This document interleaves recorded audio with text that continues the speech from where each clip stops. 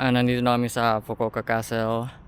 So mula Hakata Station nag-train kami, tapos eto na siya.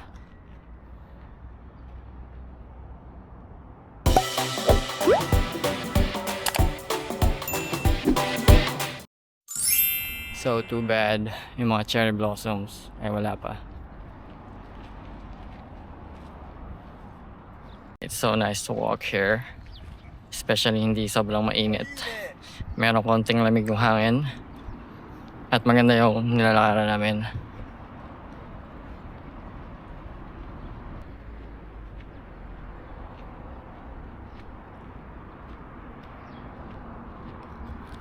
So medyo may pagkakahawig sila nung Saga Castle.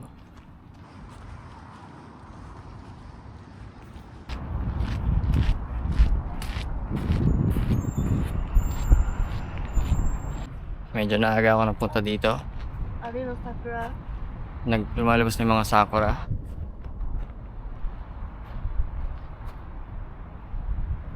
Pero anyway, masaya pa rin naman ang experience ko. Sayang lang hindi full bloom yung mga sakura.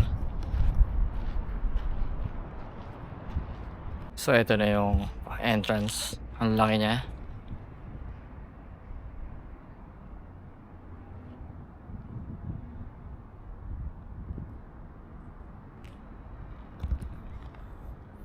Tapos ito, hindi ko alam kung ano yung part na to.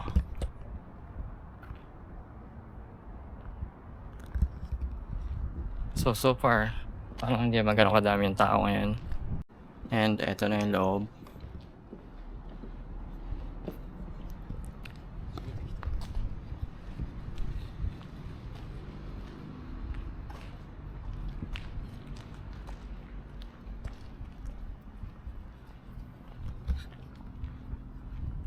So parang lumabas lang din kami sa other side ng entrance, I think.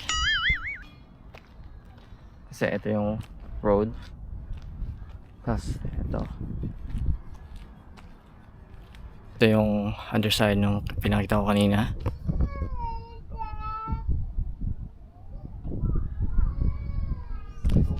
Tapos kalsada lang ulit dito.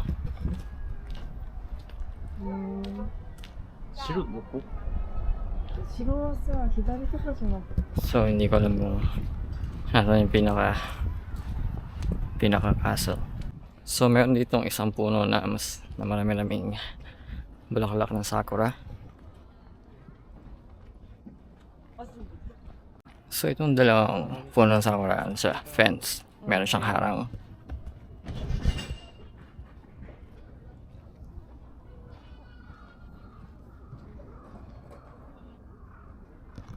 I wonder bakit meron siyang harang.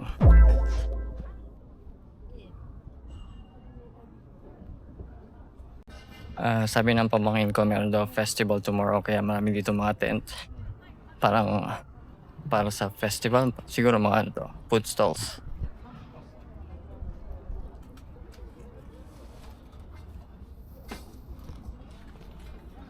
So too bad bukas sa Saga lang ako maglilibot kasi uulan.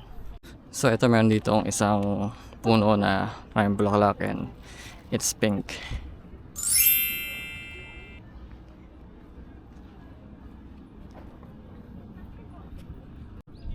So ito ang ganda din niya.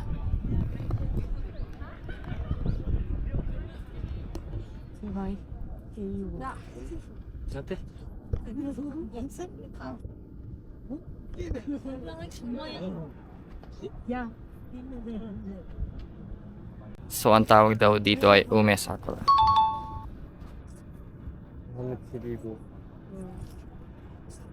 Tapos ito yung parang basic sakura.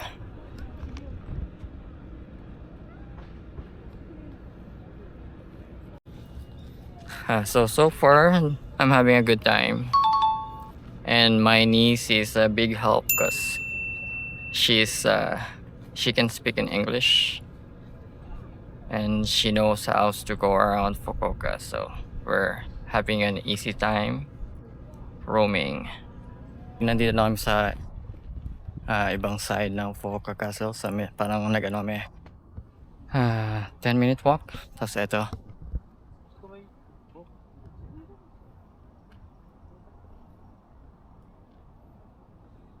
So, ang luwang ng Fukuoka Castle kumpara sa Saga Castle. This is cute.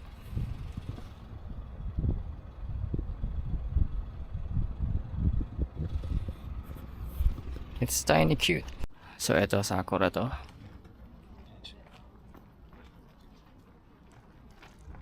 Akyat kami.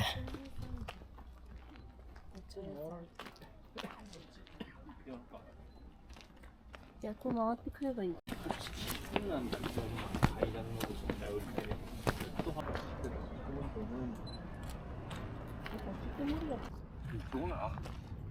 So, ito na yung pinakataas.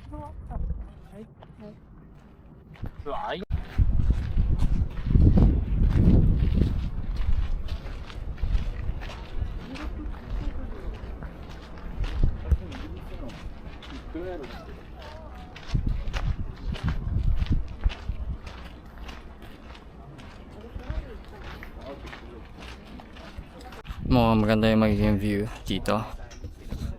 Nakakita ko na yung mga building.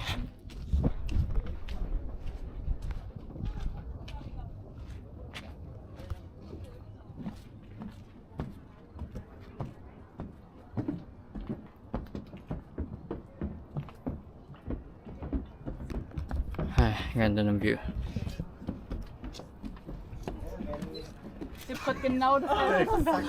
Dito ang ganda.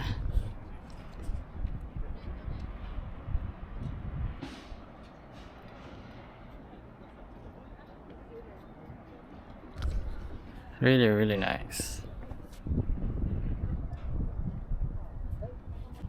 Ito naman yung view sa kabilang side.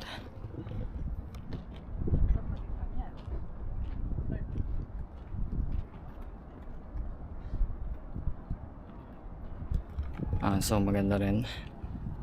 So ito ang ganda ng view dito. Tapos TikTok muna habang wala pa ibang turista.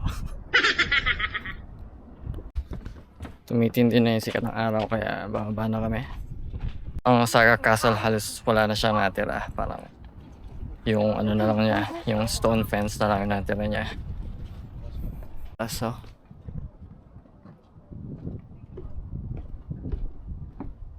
ang susunod na pumunta namin na Youth Center Park.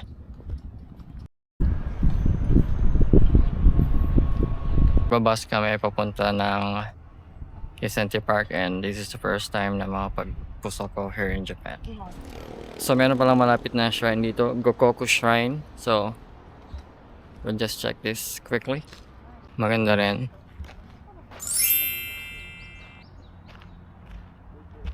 Tapos dito merong malaking arc.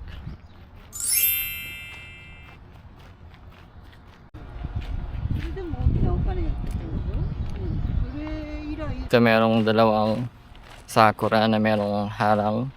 So yung regular sakura. Tapos yung ume sakura.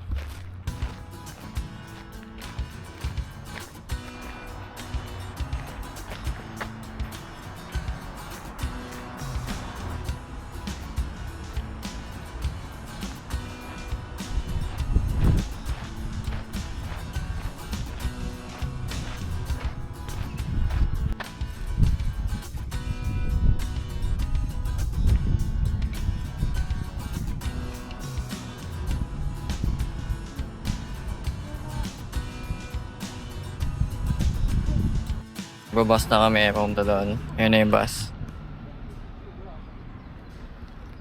So, hihinto dito yan sa sakay namin. So, ito na lang sa Inaba. IC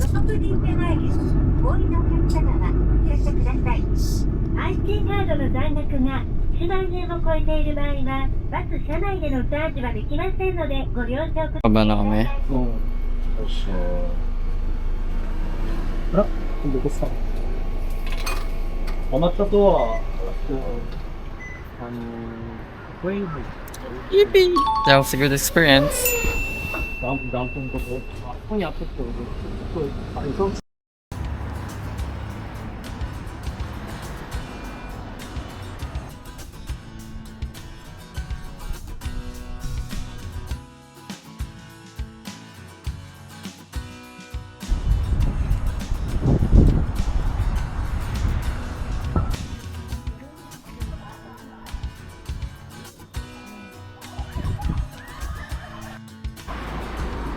Ito, maganda yung view dito.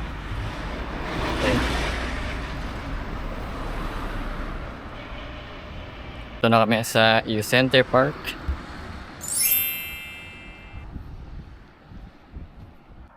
So, meron ditong entrance fee.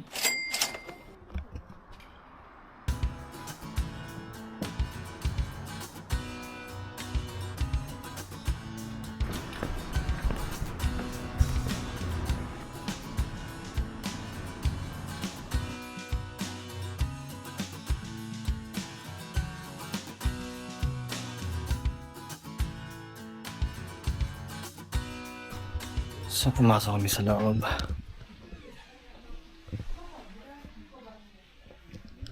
At merong nangyayari ngayon. Yes, I'm waiting for it.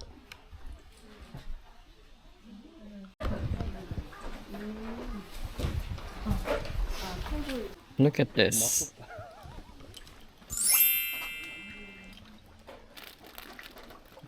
Higoka. Ang lalaki ng mga koi fish.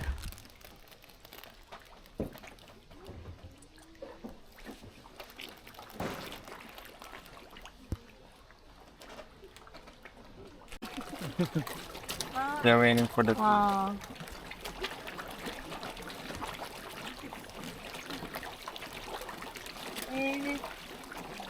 They're still there. Oh, there's a white one.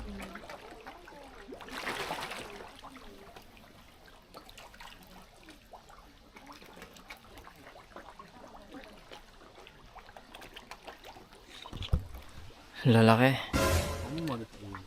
Tapos naghihintay na lang silang itsahan ng pagkain.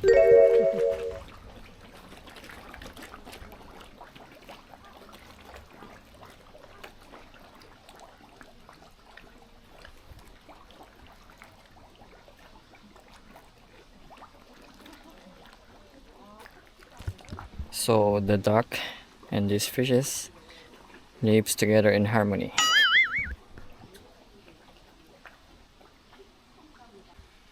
So mukhang eto na siya.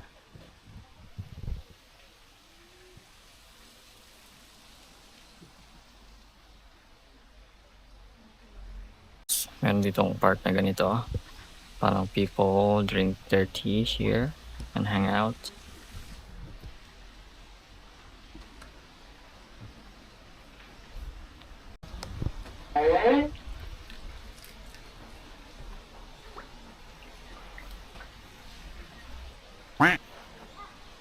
This is cool.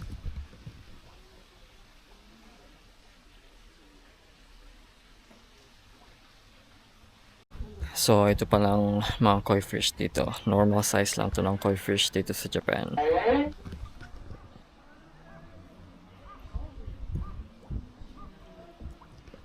And, ang lalaki nila.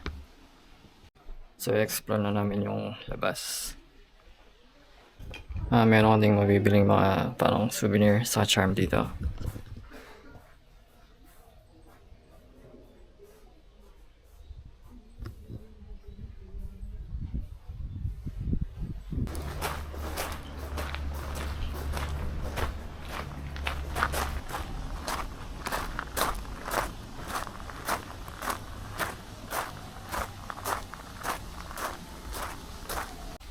Meron ditong parang mini falls.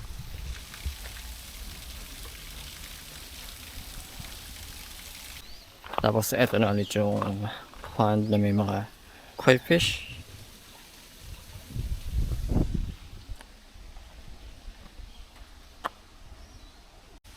Tingin ko best time na magpunta dito sa U Center Park is during fall kasi yung mga puno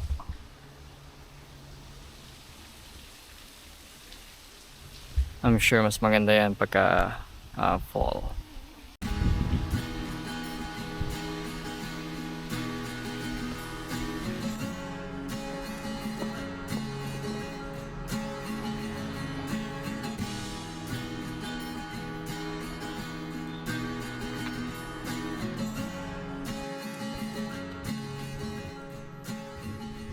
Grabe, ang lalaki ng mga koi fish.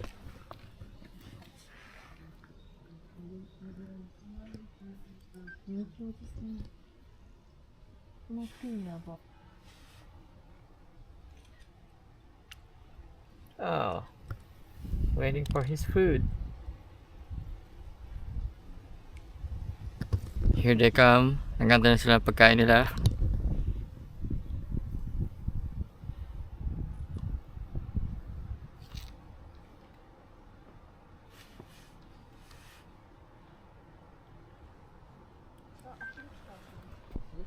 So ito, ang ganda ng view dito.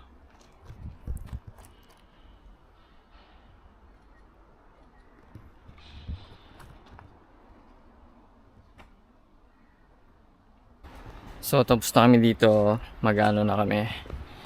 Punta na kami ng Ichiran. Kakain kami ng Ichiran ramen. Ito ulit yung mga gigantic koi fish.